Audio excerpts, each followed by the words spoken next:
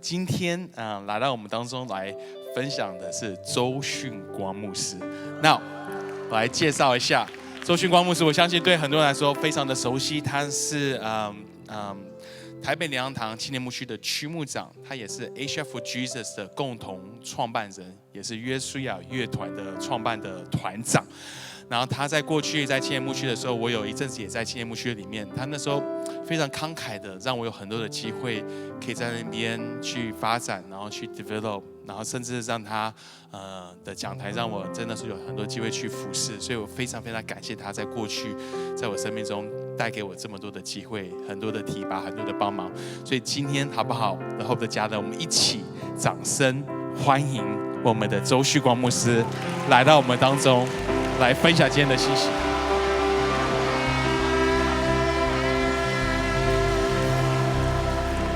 各位The Hope 的家人们平安，请坐，请坐，请坐。非常的高兴能够有这样子的机会在你们当中一起来分享。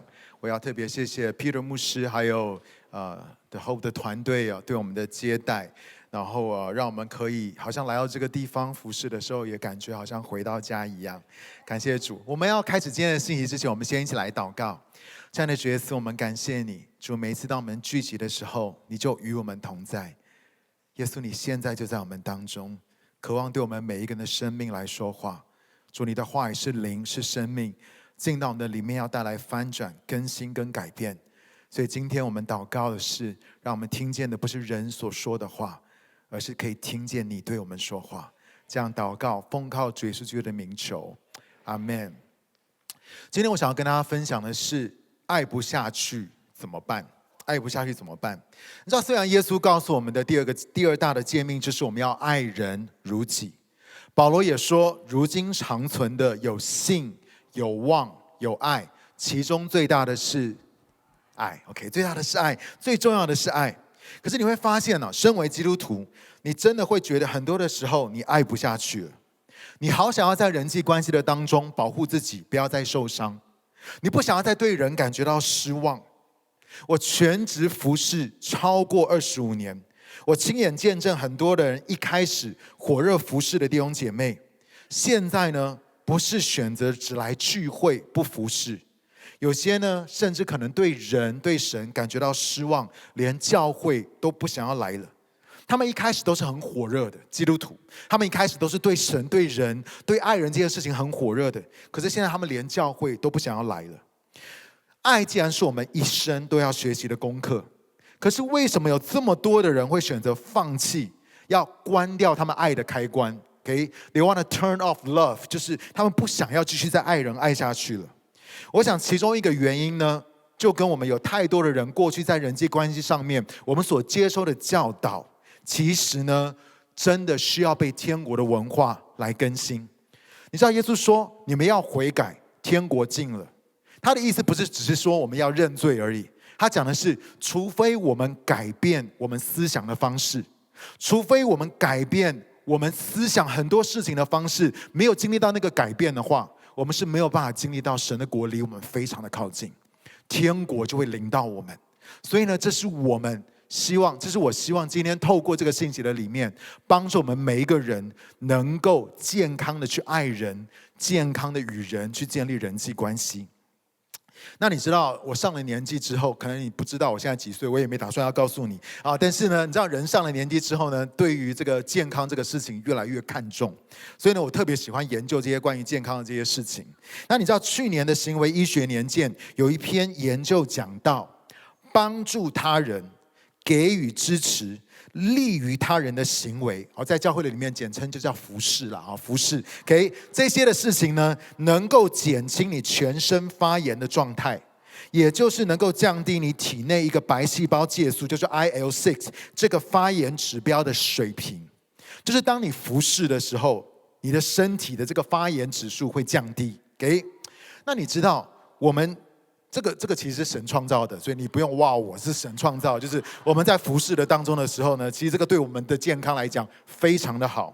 那你知道人类所有的疾病，特别是癌症，其实是跟身体慢性发炎是有关的。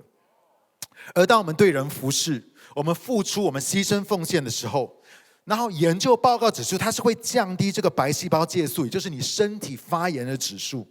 所以呢，它其实你越服侍是越健康的。所以跟你旁边讲说，你要开始服侍了，好不好 ？OK。真的，有些时候你身体发炎，就是因为你没有服侍，好不好？没有参与在服侍的团队的当中，所以真的服侍对我们来讲是健康的。可是我也要讲一件事情，这个东西呢是一把两刃剑，意思是说，一旦你的服侍跟付出开始超过你所能够负荷的，譬如说你在服侍的里面，你在付出，你在牺牲奉献的当中，可能掺杂了苦毒、怨恨、抱怨、心怀不平的时候，我告诉你，你那个慢性发炎反而会变得更严重。OK， 所以一周你服侍，它会减低这个。可是当超过你所能够负荷的时候，我举一个例子，譬如说，我们都知道孝敬父母很重要，我们也都知道要照顾家人原本是一件非常好的事情。但是你会发现，当你在照顾家人、在孝敬父母的当中，如果超过你所能够负荷的，你开始心不甘情不愿了。我知道，譬如说，有些的人他可能你家中的长辈有些的问题，可能健康上面有些的问题，你要照顾的时候非常非常不容易，或是你有任何的家人出了一些的问题、一些状况的时候，你会发现你要照顾他们真的很不容易的时候，然后你里面呢开始心不甘情不愿，你里面开始有很多的抱怨、很多的这些埋怨的时候呢，你的身体就会开始发炎。所以你会发现，我们之所以爱不下去，或是我们爱人爱得很痛苦，我想其中一个原因就是我想要跟大家分享的，就是很多人缺乏了设立健康界限的生活。很多人不懂什么叫做设立健康的界限，甚至呢，我发现大部分的人在成长的过程当中，从来没有被教导界限的观念。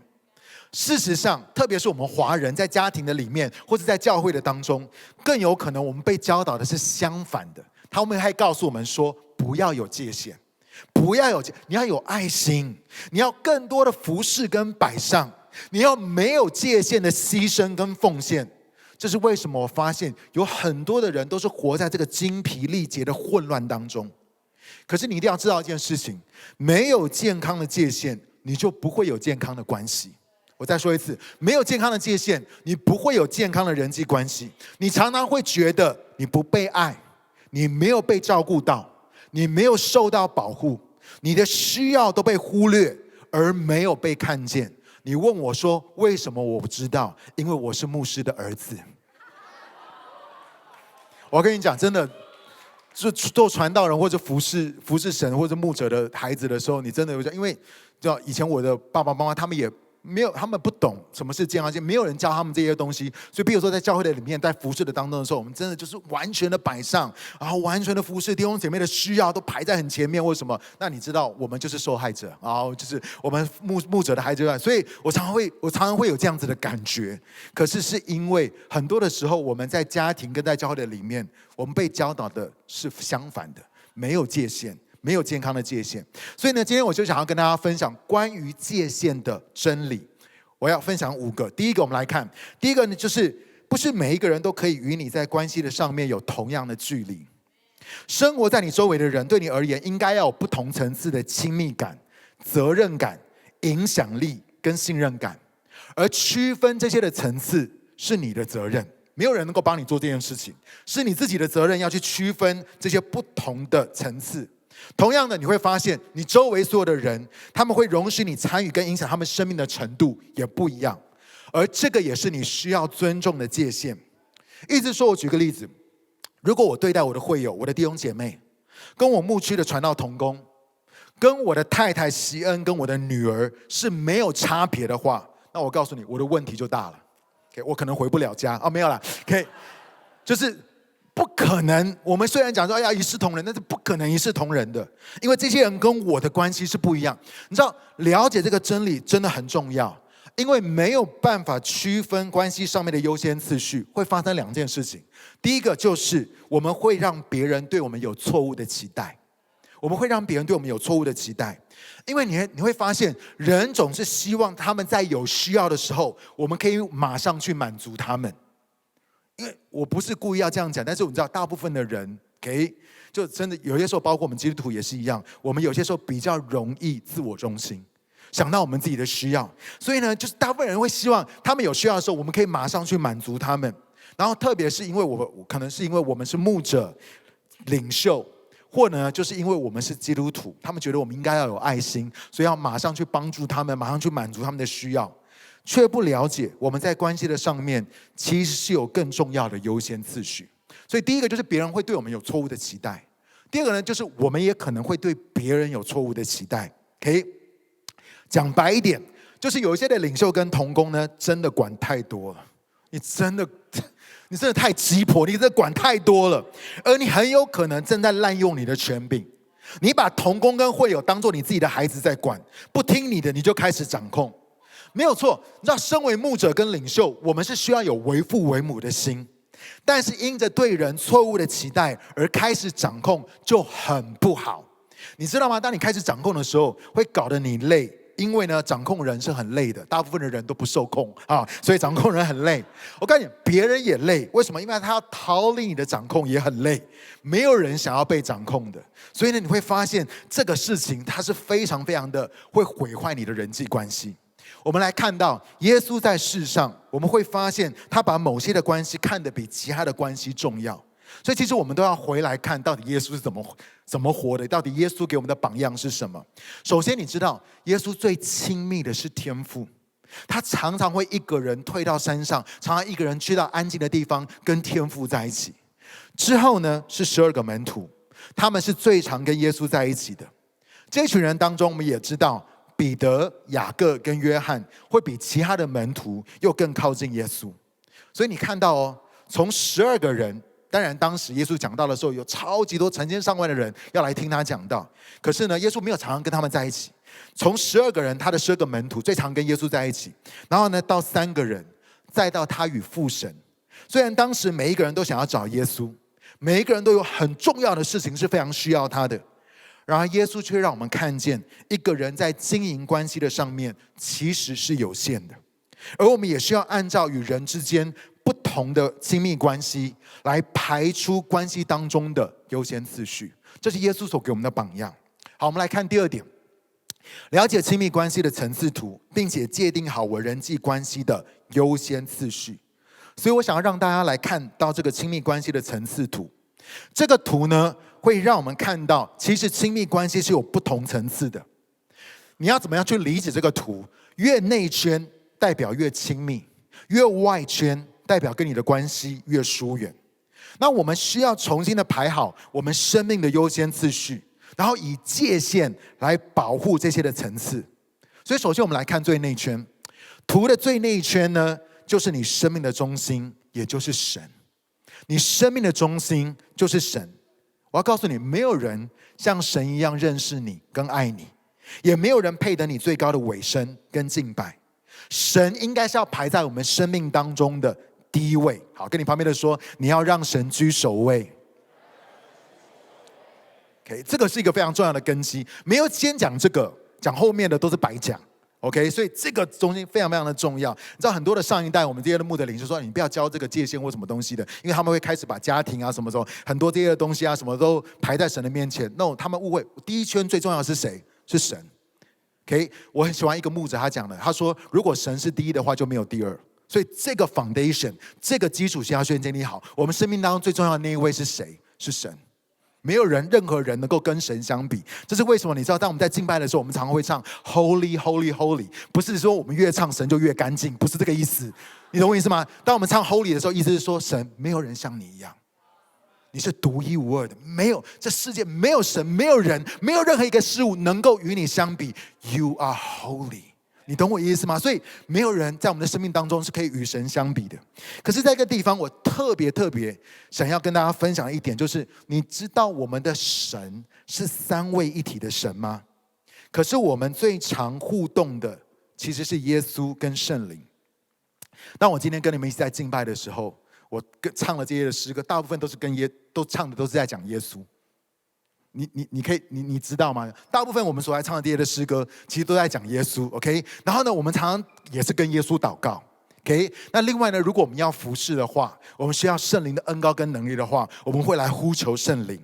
但是我发现，孤儿的灵跟奴仆的心，是因为我们缺乏浸泡在天父的爱里面，是因为很多的时候我们缺乏与这位天父互动。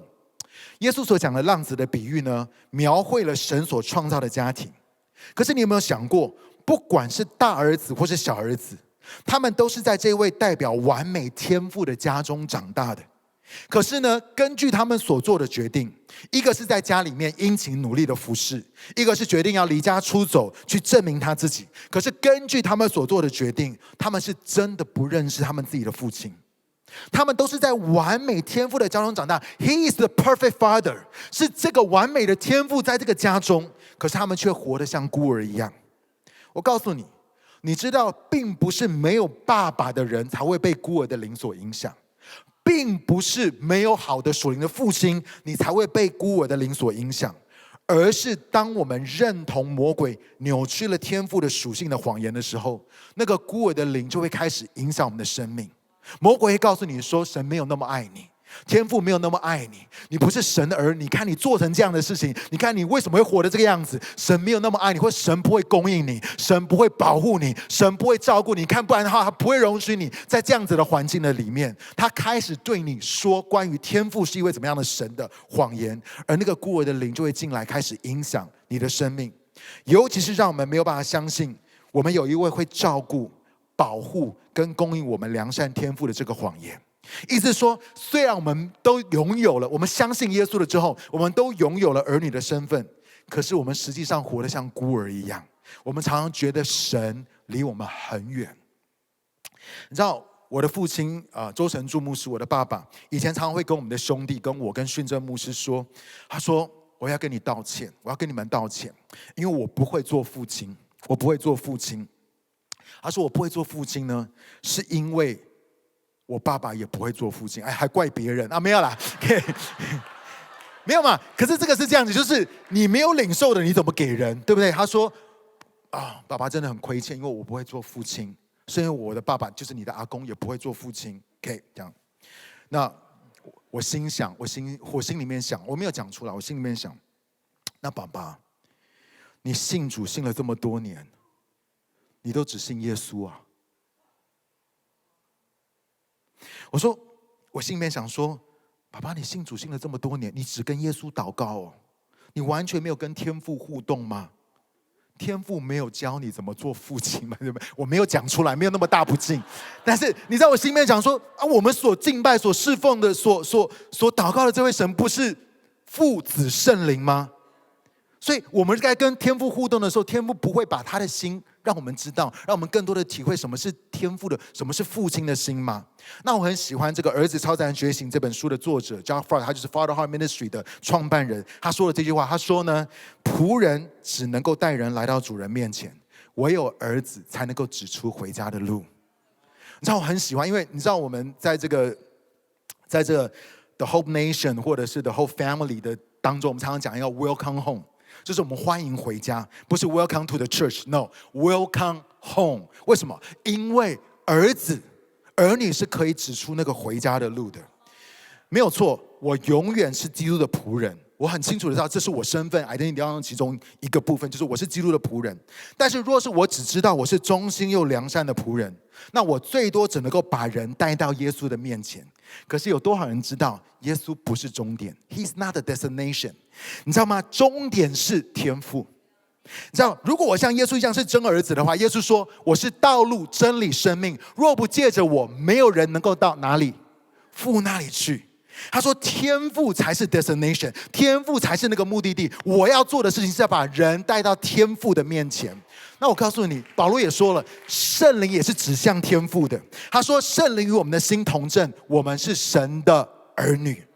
意思是说，唯有当我们浸泡在天父的爱的里面，唯有让我的生命的中心除了耶稣圣灵之外，我很清楚的知道我更需要天父，我更需要经历到天父的爱，我才有办法把人带回到我天父的家里面。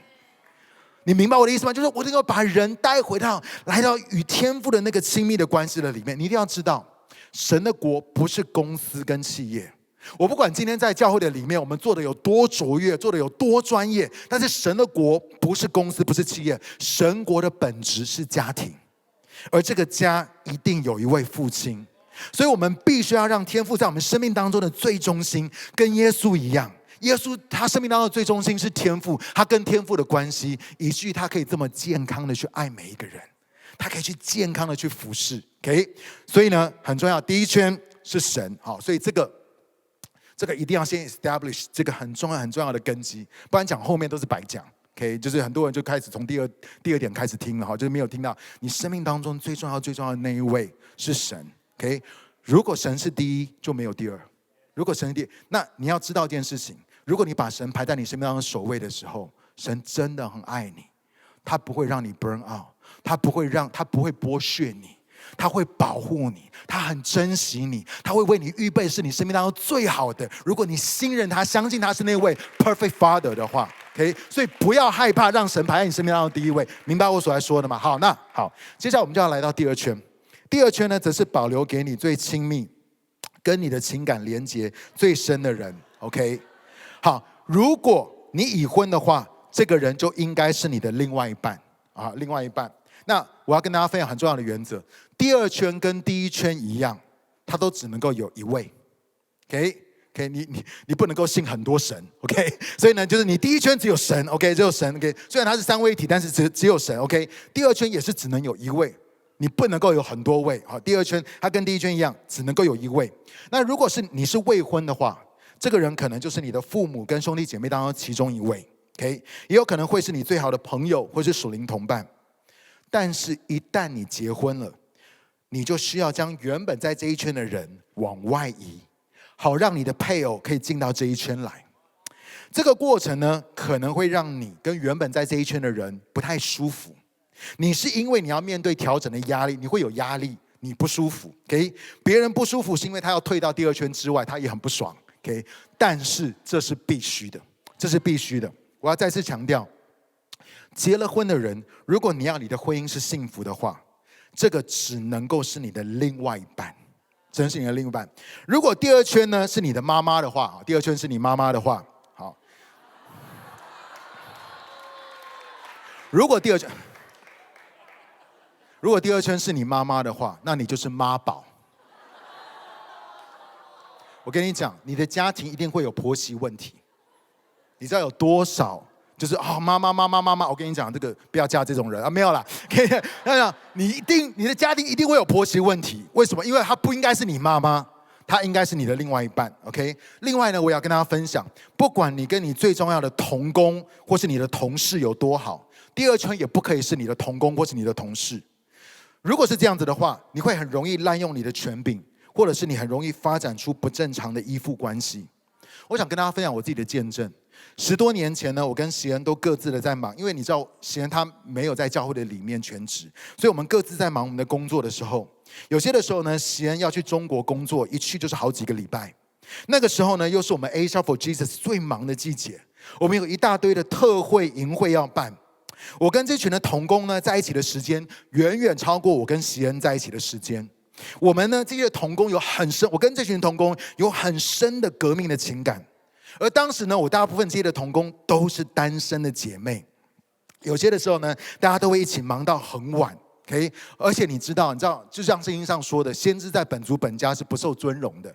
意思是说，我自己在我的家里面也不太受尊荣。可是你知道吗？一旦去到办公室，一旦去到教会，一旦去到团队的里面的时候，哇，因为那些姐妹就觉得哇，光哥，就是觉得哇，你好棒，或什么，就是你知道吗？就是那种，就是我们在家里面完全没有得到那种满足感跟那种尊荣。你知道你在那个。哇！你在那个同工当中的时候哇，因为这些也对不对？这些都年轻的同工啊，他们都就是还没有被污染的很厉害，没有啦，就是所以他们觉得哇，领袖哇，牧者，就是那种带着那种很尊敬、很敬佩的那个，所以就我很喜欢跟他们在一起。有一天，神就告诉我说，他说周训光，你之后下班开会、工作结束之后，我要你马上回家，你不准再跟同工在一起。然后我就说神啊，为什么？你知道神，我回家也是孤独老人自己吃晚餐呢、就我太太也不在啊，我只能够自己一个人啊。我为什么不能够留下来跟他们一起忙？不能够陪他们，不能够跟他们一起吃饭，一起聊天，就是大家在一起嘛，有革命情感嘛。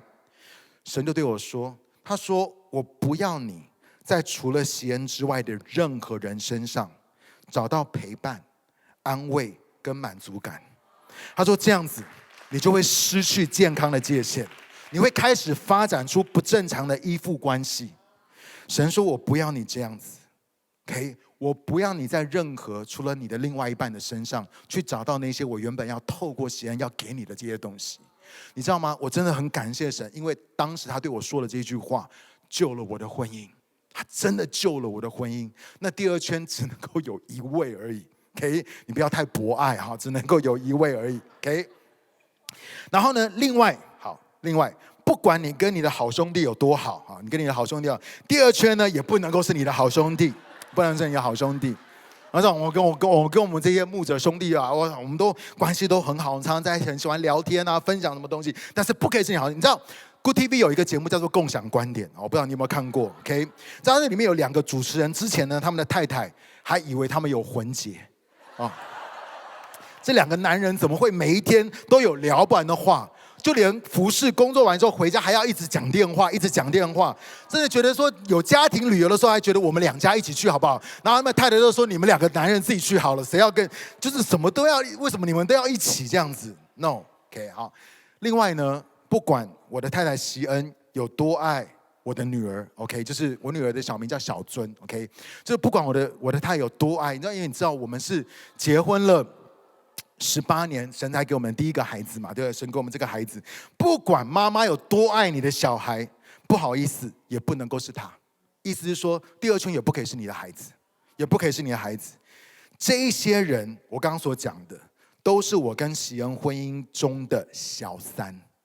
OK， 他不好意思，他那个第二圈跟第一圈一样，他只能够有一个人。再多的，你说我不行，我可以很爱，为什么？对，他都会影响到你的婚姻。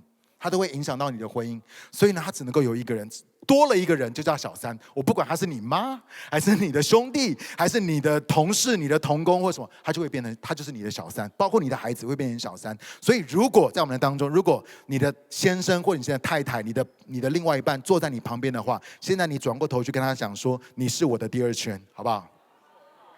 很重要啊！你是我的第二圈，只有一个，唯一的，不要到处去跟人家说你是我的第二圈，好不好？真的不要这样子，好，真的不要这样。然后另外呢，也是在交往，也不是你的第二圈，好不好？要结了婚的才是你的第二圈，千万不要做一个见色忘友的人，好，没有啦 OK， 好，所以就是你的另外一半，你的第二圈 OK， 好。第3圈之后，现在第3圈呢，就会是你的孩子、孙子、父母、好朋友。第4圈呢，可能就会是你的小组员、朋友、同工跟同事。啊，越来越往外了。第5圈呢，可能是你认识的人。第6圈呢，可能是所有你不认识的基督徒。啊，为什么啊？因为就是虽然我不认识他们，但是我们都是基督徒，所以在主里面是一家人，只是我不认识他而已。OK， 所以就排在第6圈。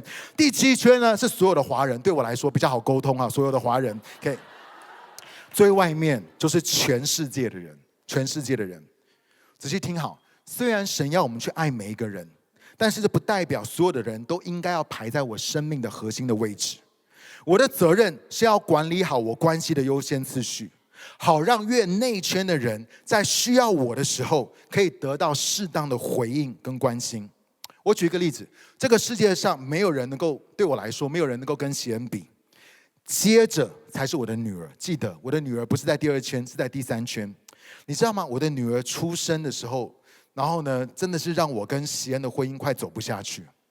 我真的觉得我们的婚姻快走不下去，因为你要了解知道，我认识席恩，然后包括我们结婚18年，我才生了这个孩子，所以我认识他超过20年的时间。可是我发现，我不知道如果你家里面有孩子的话，你有没有这样子的经历？当我们当中做老公的，就是你的太太一旦有孩子之后，她变了另外一个人，她变成另外一个人，就是以前那个温柔婉约的太太去哪里了？所以她就变成另外一个人，这样就是变妈妈的时候，那个哇，那个就不一样。所以我就开始感觉到，在家里面，我比较像是一个工具人，或者是就是对，就或者是像一个室友一样 ，OK 呢？就是再讲难听一点，就变像一个奴隶一样、奴仆一样，就是随时有怎么样的需要，我都要帮忙；随时有怎么样的需要，我就要去，就是，我就觉得说，我们的婚姻的 quality 好烂，就是婚姻的 quality 已经降到一个地步，就是因为我们不习惯，我们在一起超过20年都不是这样的互动的方式。有一个孩子的时候，这些全部都变了。我的婚姻变色了，我的婚姻已经就是跟以前然后我真的觉得我这婚姻怎么办？我里面有很多的愤怒，很多的苦毒跟很多的怨恨。我觉得如果我们这样继续下去，再不聊的话，我们的婚姻真的走不下去了。而且你要想一件事情，有一天你的孩子会长大，有一天呢，他可能会去读大学，他可能会离开家，他可能要成家立业等等的东西的时候，那我想要请问，当他离开的时候，你们的婚姻剩下的是什么？有很多的这些的夫妻在面对这个所谓的空巢期的时候，他们真的不知道彼此要在讲什么了，因为已经没有那个 connection， 已经没有那个连接了。所以我们真的需要重新的来谈我们的婚姻，我要做出很多的调整，跟重新的安排我生活跟服事的优先次序。所以这是第2圈，然后接下来呢，才是我的爸爸妈妈、我的弟弟的一家，然后我的岳父岳母。另外呢，我会给我们牧区的传道同工，我们 Asia for Jesus 的主管，还有约书亚乐团的团长跟副团长，还有跟我那些同辈的牧者兄弟的时间跟关心，会是最多的。老实说，大概到了这个之后，我真的就顾不太到。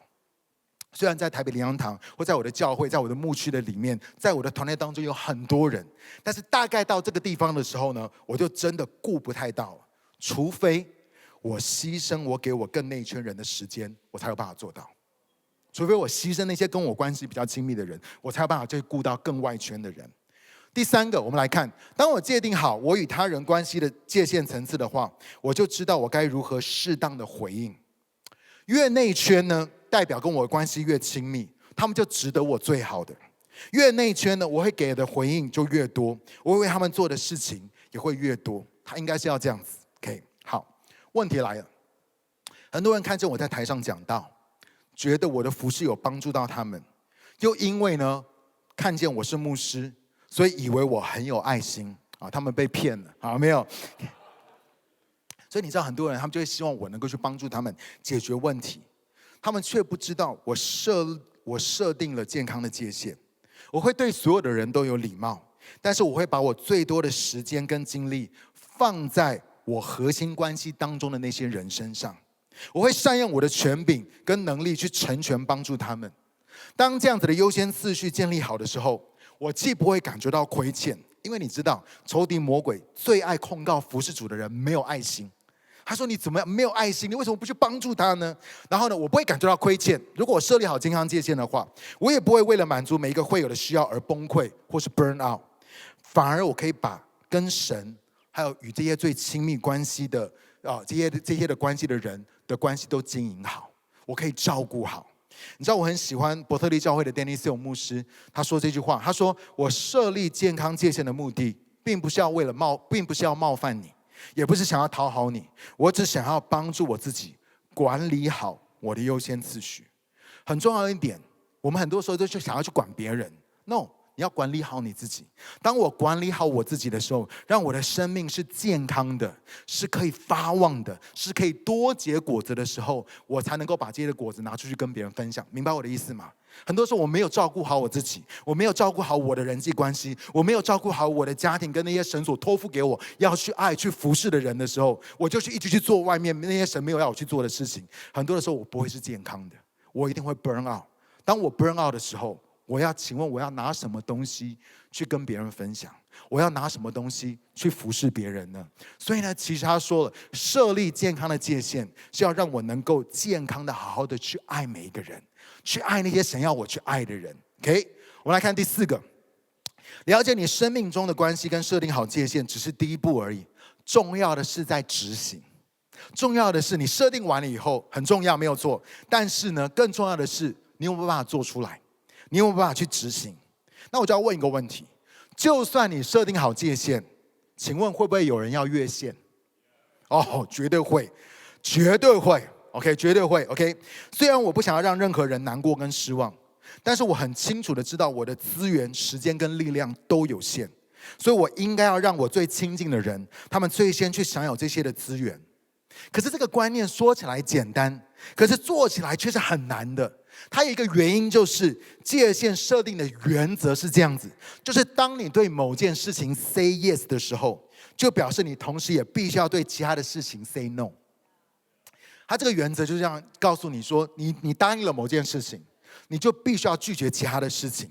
OK， 当我对我的核心同工 say yes， 我说我会跟你聊，我会跟你谈，我会帮助你去解决这个问题的时候，不好意思，我对于其他的邀约、帮忙跟工作，如果神并没有给我特别感动的话，我都得要 say no， 我都得要拒绝。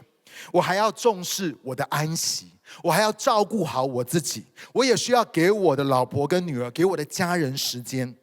可是你就会发现，当你这样做的时候，仇敌就会控告你，他会说你没爱心，你服侍神的人，你怎么可以这么懒惰？你明明人家就有这个需要，你就去帮人家讲道一下嘛，你就去帮人家去陪谈一下嘛，你就帮人家去做某些事情，他就会说你没有爱心，你懒惰，他最爱控告你。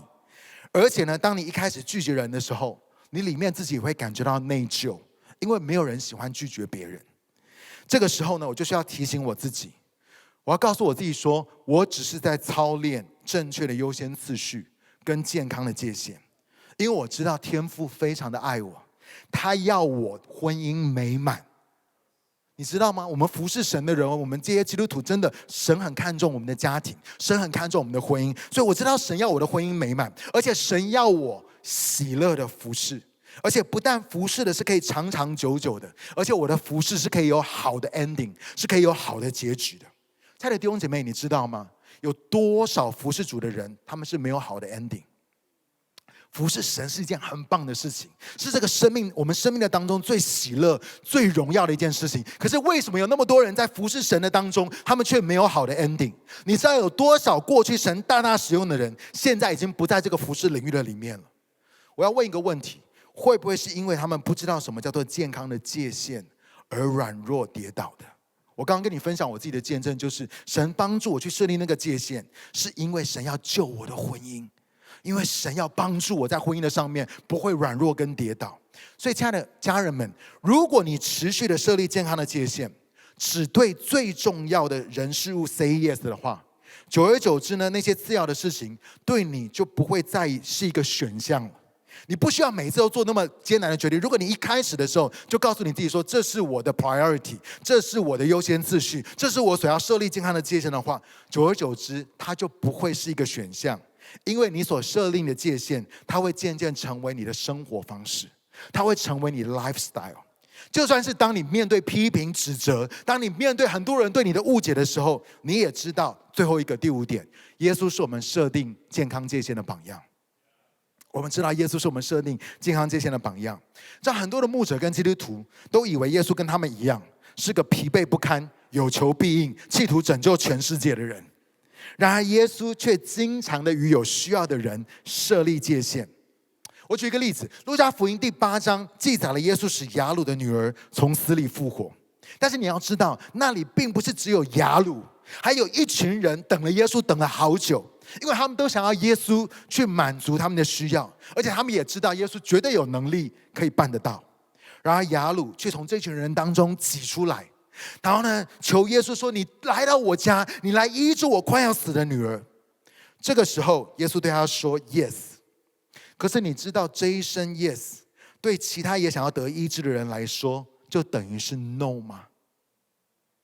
因为耶稣没有办法同时出现在2个地方。当他说：“雅鲁，我愿意去你家医治你的女儿”的时候，他其实虽然他没有直接讲，可他其实在对其他人说：“I'm sorry， 我没有办法去到你家，我没有办法医治你，因为我现在要去雅鲁的家。” OK， 但是我们需要明白，我们需要了解，当耶稣说 no 的时候，不是 never， 而是 not now， 不是现在。OK， 可是你会想说，为什么耶稣他可以这么勇敢？你知道圣经里面充满了这样子的故事。耶稣有一天去到毕士大池的那个地方，那边有那么多的病人。我想说，如果我是耶稣的话，就顺便一起医治嘛。没有，耶稣那一天只去跟一个人讲话，然后呢，只医治了一个人，其他人还是在那个地方，还是充满了疾病，然后很多病人都在那个地方。他那天只去那边。你问耶稣有没有能力医治所有的人？当然有。可是耶稣那天只去跟一个人说话，医治了那个人。明白我所在说的吗？他没有医治所有的人。OK， 那你会说耶稣怎么那么勇敢？他可以怎么这么平安？他拒绝人那么平安？他里面怎么有这样子的安全感？我告诉你，就是出于他对天父完全的顺服。因为他已经对一个最重要的呼召 say yes 了。他说什么？他说我只做父要我做的，我只说父要我说的，我以父的事情为念。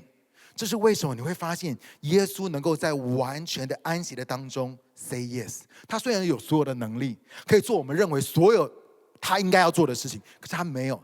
他说我只做父要我做的，我只说父要我说的。所以他可以在完全的安息的当中对神 say yes， 他也可以在完全的安息的里面 say no。 亲爱的家人们，你生命当中最重要的呼召跟关系，它会 define 你的生命，它会定义你的生命。如果你没有厘清你生命当中最重要的呼召跟关系是什么的话，你永远都没有办法与人设立合一的界限，你也没有力量去维持这个界限，你没有能力去维持这个界限。因为我要讲的最重要的就是，你若是没有将神放在你生命当中的首位，那个位置一定会被他人占据，而这个就叫做拜偶像。Okay? 如果你没有把神放在你生命当中的首位的话，那个位置一定会被其他的人占据，一定会被其他人。就像我看到有很多人把他们的配偶、孩子、赚钱、工作，还有其他人渐渐的挪移到那个属神的位置，导致他们的优先次序、他们的资源跟人际关系全部变得混乱不堪，他们的界限不见了。很快的，可能是孩子控制了他们的生活，工作跟服侍使他们的婚姻濒临破碎。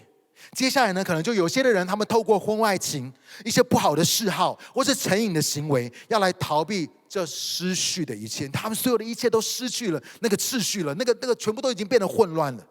最终呢，他们变得无力、扭曲、恐惧，又爱掌控。他们所带出来的是伤害自己，也伤害他们最亲近的人。相反的，这不是神要我们走到这样子的地步。虽然神要我们爱人，可是呢，神要给我们智慧。相反的，你会发现把神排在所有的关系的前面。这是为什么我们在教会的里面，为什么我要告诉你说跟神的关系是最重要的。它不是让我们知道说这是我们要在做的一件事情，不是，而是当我们把神放在所有的关系的前面，不但不会破坏我们的人际关系，与神的亲密反而会增添我们爱人的声量。你会发现为什么我们没有办法，因为我们一直在用我们自己的方式，一直在用我们自己的力量去爱人，用我们自己过去那些错误的方式，要试图去服侍人。No， 如果我们让神在我们生命当中居首位的话，那个反而会增添我们爱人的声量，因为神是爱的源头，因为神就是爱。而且你一定要知道，神的爱不是烂爱。我跟你讲，为什么很多的基督徒会 burn out？ 因为我们的爱是烂爱。我们真的是爱心爆棚了，我们真的是爱就说啊，我要去，就是我要牺牲燃烧自己照亮别人，我就觉得你只是蠢。你知道哇，我就是你知道很多的基督徒就是，我跟你讲，有爱绝对不是不好，但是要有智慧。神的爱不是烂爱，神的爱是在真理里面的爱。而你要知道，圣灵也会给我们智慧。你知道圣灵有其中的一个果子叫做节制吗？神的灵，圣灵是节制的灵，而没有界限就是没有节制，没有界限就是没有节制。所以，亲爱的家人们，不要再用你自己的方法了，不要再用过去的方式了。你一定要记得一件事情：界限不是要把人从你的生命当中推出去。你知道，我以前当我想说，对啊，界限这个健康界限这个很重要，为什么？可是我却错误的用这个真理。我用界限把人推出去，我用界限来保护我自己，我用界限来让我不要对人失望，这都是错的。健康的界限是要帮助我们能够跟人好好的连接，而且是在真理的爱的里面正确的连接，我们才能够好好的去服侍人，去满足别人的需要，去帮助人，去成全人。所以呢，你知道吗？不是界限，不是要让我们把人推出去，不是要我们把这个世界或者把周围人的需要推出去。界限是要帮助我们能够像耶稣一样，能够健康的在公义、平安还有圣灵里的喜乐，这就是神的国的本质。在公义、平安、圣灵的喜乐当中，去爱所有神放在我们生命当中的人。而且我们如果是这样子的方式去爱的话，我们是可以一路爱到底的。你绝对不会再碰到那个问题，就是神啊，我真的爱不下去了。这些小组员可以不要再打电话给我了吗？我已经快要崩溃，我不想要再接到任何一个同工、任何一个这些组员打给我电话。这样真的，我有些时候我真的很怜悯这些，就是因为真的有些时候是非常非常你需要付出很多的。可是我想要你明白一件事情。当神教导我们这些东西的时候，是神要赋予我们，他要扩张我们的身量，让我们可以更多的支取他的爱，让我们可以更多的明白他的智慧，以至于当神说你们要彼此相爱，你们要去爱人，你们要彼此服侍的时候，我们能够健康的在神的安息的里面彼此造就，彼此服侍。为什么？因为神就是这么爱我们，神为我们预备的是最好的。当神说你们要彼此服侍、彼此相爱的时候，神不是要剥削我们，而是神要透过这个东西，就像我一开始讲的，他要让你的发炎指数降低，不是增高。他要使你的灵、魂体是越来越健康的。如果你用神真理的方式来面对你的人际关系的话，你会发现你的生命会不断的兴旺，会不断的经历到神丰盛的生命，他丰盛的爱，他丰盛的恩典会更多的透过你涌流出来。 Amen。 我们从座位上站起来好不好？我们每一个人把眼睛闭起来。在每一次我信息的最后，我最想要邀请大家来做一件事情，把眼睛闭起来，我们安静我们的心，然后我们问圣灵，主，求你对我的心来说话。圣灵透过今天的信息，我最想听到的是你在对我说什么。所以好不好，我们有一段时间就是安静在神的面前。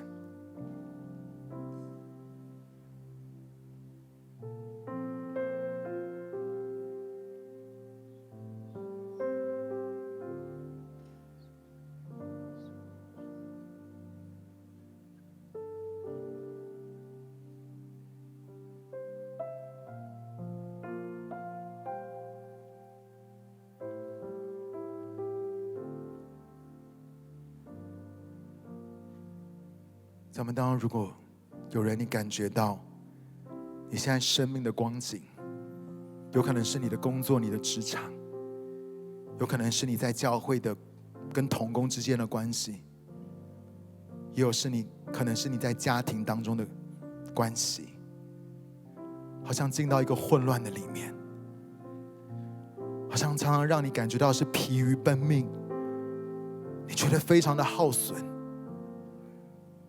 你觉得你感觉到 burn out， 你说我怎么会？我的利益是好的，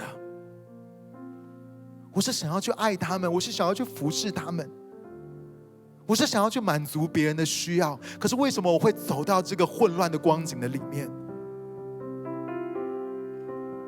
我觉得我的人生、我的生命好像失控了。可是我觉得今天神在特别告诉你说，孩子，当我在告诉你要设立健康的界限的时候，我不是要控告你，也不是要定你的罪。神说，我看见在你生命当中那些的混乱，我看见好像在你的人际关系的优先次序的里面混乱不堪。可是我可以感觉到神他在爱里面对你说，我没有要控告你，也没有要定你的罪，我想要为你打开那个真理的开关，让你可以看见我要怎么样子能够给你智慧，使这一切都能够回到属神，使这一切都能够回到那个真理的次序的里面。你可能会觉得，我感觉到那个混乱好像风浪一样，我不知道到底该怎么办。神，我在那个混乱的里面，我不知道我该怎么办。神说，我会帮助你。神说，在人不能，我却可以为你成就。你愿不愿意？只要做一件事情，我不要再用我自己的方式了。神，我愿意降服在你的面前，神，我愿意投降，我愿意不要再用我过去的认知、过去的方式，用我自己的方式继续的掌控，继续的好像要看要用怎么样子的方式能够达到我想要达到的。主，我愿意放手，主，我愿意把这些事情的主权交给你。主，我愿意让你来重新帮我定义我生命当中的优先次序，因为唯有你在我的生命当中居首位，唯有你是我生命当中最重要的那一位。所以今天求你来向我显明，向我显明你的真理，向我显明盼望，在你的里面永远都有盼望。你是为我平静风和浪的那一位，你是能够止住这些混乱的那一位，你是我生命的主。如果在我们当中有任何人，你感觉到这么混乱，我这么的不堪，我很多的东西都搞砸了，神今天对你说，我要给你盼望，再一次回到我的面前，再一次来到我的面前，将你生命的主权交给我，将你生命你关系的 priority 的那个主权交给我。我会帮助所有失去的一切、失去秩序的一切都带回到我的秩序里面来。神要把你失去的一切都带回到他荣耀的秩序的当中，好不好？但最后当我们要来用这首诗歌来回应的时候，我要呼召4种人，你可以来到台前。第一种人就是你感觉到你 burn out， 你感觉到你服侍的里面已经快要崩溃，你走不下去，你没有办法继续再服侍了。你对人有很多的恐惧，你对牧养有很多的恐惧，你对于好像神要你去做这些的事情，你觉得我没有力量再服侍，我没有力量再爱下去了。今天神要给你恩典，他要恢复你，他要让你知道，当你连接于他的时候，你的爱永远不会枯竭，你服侍的恩膏跟能力永远不会枯竭。第二种人是你感觉到今天在听信息的时候，你觉得你的人生进入到一个混乱的里面，是因为你的人际关系的 priority 全部都错了。然后你说，神，我不要继续在这样的混乱的当中，我不要再继续的这样好像疲于奔命，我觉得好像我可以做很多的事情，可是我却已经 burn out 了。我需要你重新的帮助我，能够回到你正确的次序的里面。第三种人是你常常感觉到你不被爱，你没有被照顾到，你没有被保护好，你的需要没有被看见，都常常被人忽略。很有可能是因为照顾你的人，或是你的权柄，有可能是你的父母，他们不懂什么是健康的界限。我再一次说，我们没有人能够控制别人知不知道这个界限这件事情，所以我们可能在这样子的家庭，我们可能在这样子的环境的里面，我们真的感觉到没有被爱，没有被照顾好，没有被保护到。也有可能是因为我们自己不懂什么是健康的界限。可是今天神说，孩子，我保护你，我照顾你，我爱你，让我用我的爱来满足你。你所有在家庭的里面，你所有在职场在团队的当中，你所没有办法经历到的那一切，你要知道你唯一的源头就是这位爱你的神。他会让你可以感受到所有在你的 emotion 在你的情感的里面，你所需要的那一切的空缺的地方，他会亲自的帮你补足。如果那是你的感觉，我要你很诚实的面对，这是我所经历到，这是我的感觉。你需要的，来到台前，让我们的牧者、我们的同工可以为你祷告，来服侍你。第四种人，最后一种人，就是你的里面感觉到有孤儿的灵跟奴仆的心，你非常的需要天父的爱。你说，牧师，过去我常常跟耶稣祷告，我也常常在圣灵的充满跟浇灌的里面，但是我真的发现我更多的需要在天父的爱，浸泡在天父的爱的里面。因为我觉得我的里面就是有那种孤儿的思想方式，就是有那种雇工的思想方式，我的里面没有办法得到安息。我们需要来到天父的面前。所以当我们等一下在敬拜的时候，我要你可以从你的位置上出来，让我们的牧者、我们的同工可以为你来祷告。我们敬拜，在光中你走向我，点亮我里面的黑暗光景，洗去我的软弱，你洁净我的生命，拥抱我，如同翅膀在你怀里。是的，耶稣，你走入我的生命，遮盖我心中的所有恐惧。唯有你，你是我的一切，主，我单单依靠你。我要抬起头，定睛来仰望你。让我们单单敬拜你，让我们在主里欢庆，用尽我全心全意，更多更深的认识你。让我们单单来爱你，超过一切的渴慕你。你是我唯一渴望，耶稣。是的，主耶稣，你走入我的生命。主啊，我打开我的心，邀请你现在遮盖我心中的所有恐惧。你说爱既完全，就除去所有的惧怕。你是我的一切，主，我单单依靠你。我要抬起头，定睛来仰望你。让我们单单敬拜你，让我们在主里欢庆，用尽我全心全意，更多更深的认识你。让我们单单来爱你，超过一切的渴慕你。你是我唯一渴望，耶稣。好吗？同声开口，我们自己来祷告。哦，来来来，爸爸爸爸，嘟嘟嘟嘟嘟嘟嘟，爸爸爸爸，嘟嘟是个啦。哦，是个啦，爸爸，我唯一的盼望，主，我唯一的渴望就是你。主，求你先来浇灌，先来医治，先来释放我的情绪。哦，主，让我能够再次勇敢的来爱人。哦，主，勇敢的敞开我的心。哦，主，我不再害怕与人建立关系，因为耶稣唯有你。哦，主，阿爸天父，唯有你是我爱的源头。哦，主，唯有你。哦，主，成为我的帮助。哈利路亚！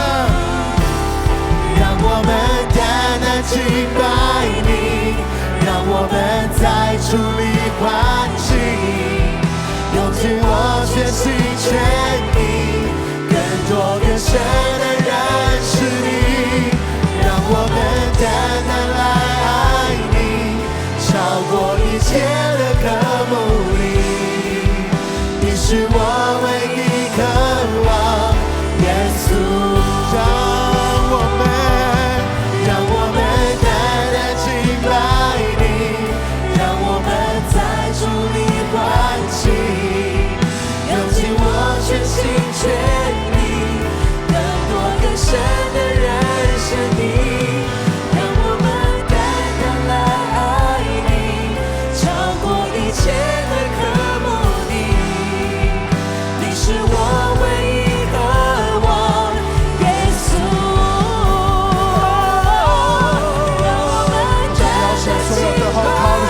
可以来到台前，所有的后靠的同学来到台前，我们来为人祷告。我们有非常多人需要被服侍，需要被祷告。让我们单单来爱你，超过一切的渴慕你。你是我唯一渴望。好不好？再一次，让我们在神的面前来敬拜，说主，让我敬拜你。现在是你跟神的时刻，虽然你没有到台前来，但神仍然要对你说话。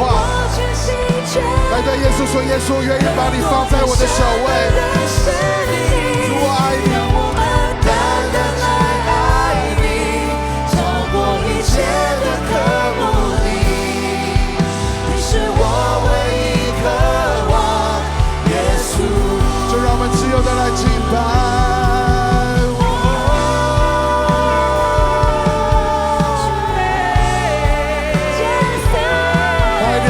在神的面前，花一点时间在耶稣的面前，对神天父说：天父，我爱你。